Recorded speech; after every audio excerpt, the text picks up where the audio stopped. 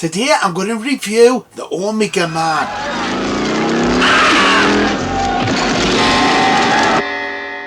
The Omega Man came out in 1971 and is an American post-apocalyptic horror film. It was directed by Boris Sagal.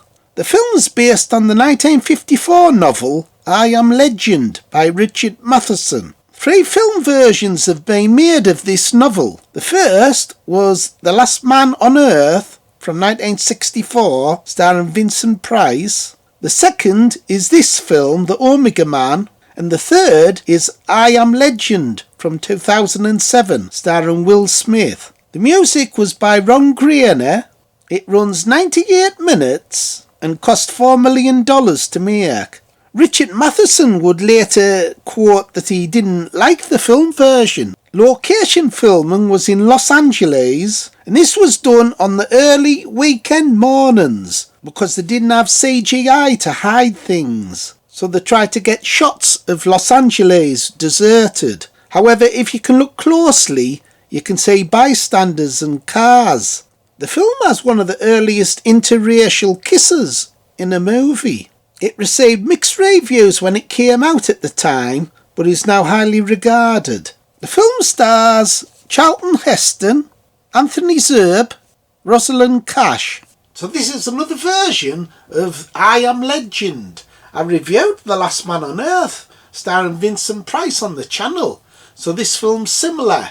Charlton Heston plays Dr. Neville, and he's developed an antidote to a virus that has destroyed humankind in a biological war and has left infected humans as zombie-like creatures while trying to survive attacks from the creatures at night. So they're outside his house hammering and trying to smash his windows. So they're trying all these ways to ambush him.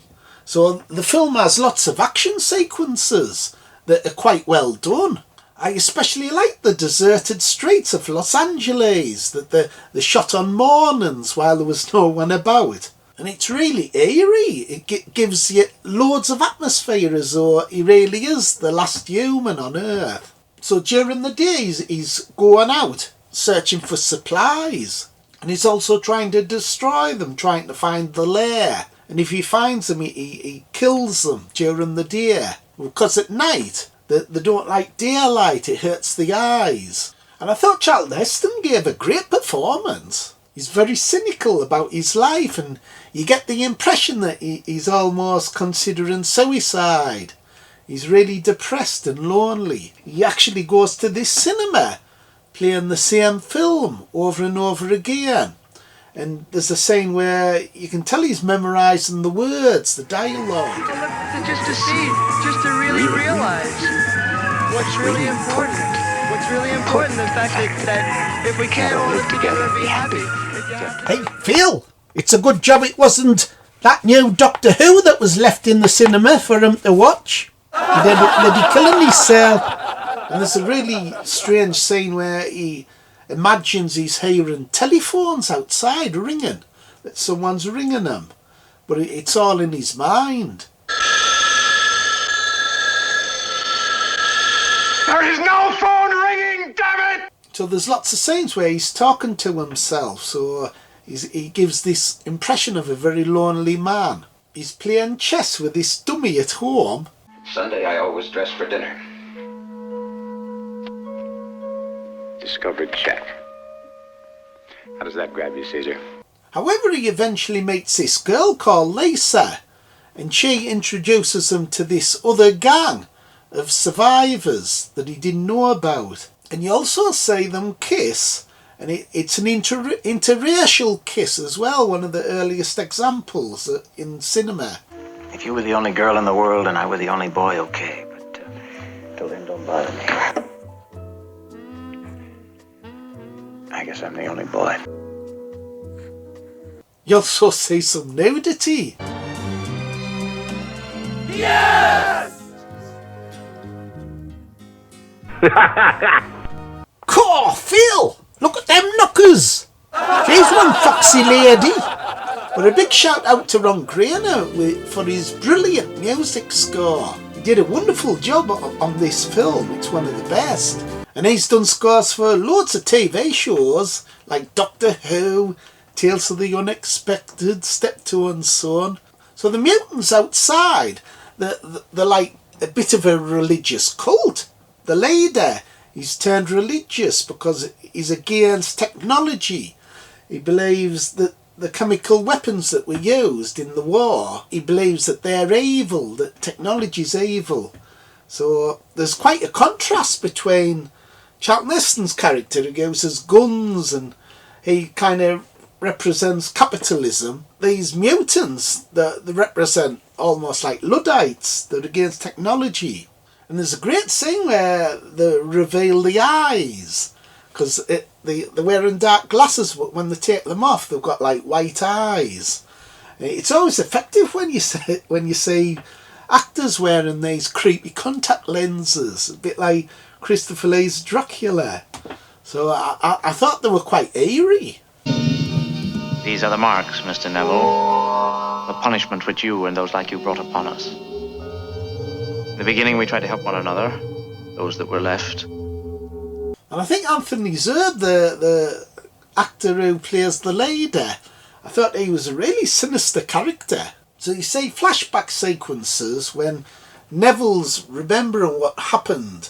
So you see events that lead up to the war, where they use biological weapons. There's also a missing sequence that they were going to use for the film that would have been brilliant if they'd have done it. The script of the Omega Man contains a scene in which Lisa visits her parents' grave. Unknown to Neville, Lisa is pregnant, and she seeks comfort from her deceased parents before she and Neville can leave the city forever. While Lisa is talking to her parents' grave, she hears the sound and investigates a crypt. In it, she spots a female family member depositing a dead newborn mutant.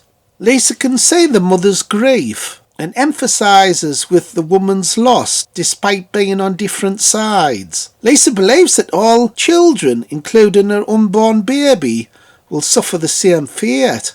Later, Lisa returns to Neville and tells him about the woman in the crypt. Neville asks Lisa if she took care of things. Lisa responds that since she may be a grieving parent very shortly, she will not kill her grief-stricken mother. Neville is shocked at first, but then embraces Lisa. While the scene was cut from the final film, there's a screen credit which says "Woman in Cemetery Crypt," which still remains in the film. So like its predecessor, The Last Man on Earth, this is a very bleak film that has a downbeat ending. So I thought this was a great version of the novel, I Am Legend. More action-packed than the other versions, and Charlton Heston's performance, it reminds us a lot of his performance in Planet of the Apes, where he's kind of like the only surviving human. So instead of apes, it's mutants. And I love the shots of the deserted streets. I thought that was really well done. And of course the brilliant music score. So out of 10, I'd almost give this film top marks.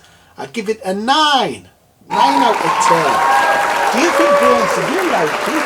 I thought it was an excellent film, Phil. Top marks. It's better than that bugger that Will Smith's in. Oh. So the next version's called I Am Legend from 2007, starring Will Smith. Will Smith just smacked the shit out of me. So I'll probably watch that film sometime and then rank all 3. Anyway, I hope you enjoyed the video. Like, subscribe and share.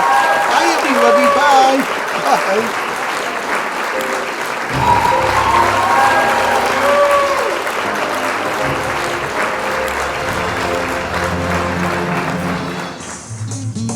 Yeah? They sure don't make pictures like that anymore.